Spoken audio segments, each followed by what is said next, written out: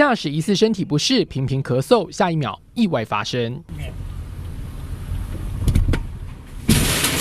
这辆笔直撞进店家，瞬间玻璃四散，门框凹陷。站在一旁的男子也被吓到，惊慌闪躲。车主表示是说他要右转，那可是在右转当中他有咳嗽，身体不适，那就没有注意到车前状况，于是就往我们的早餐店的侧门那边撞过去。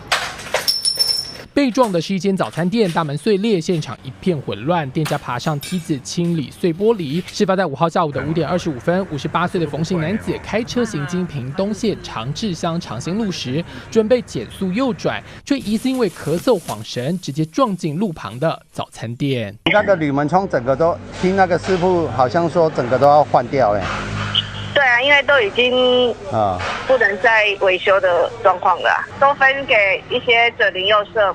哦，因为没办法冰的关系。他没办法冰，因为没办法冰那么久，因为饮料至少只能冰2天而已。幸好意外发生当下，早餐店没有营业，无人受伤。业者还是被邻居告知，才知道店面被撞成这副德性，损失难以估计，而且短时间内恐怕无法营业。致店家大门、桌椅及多项物品受损。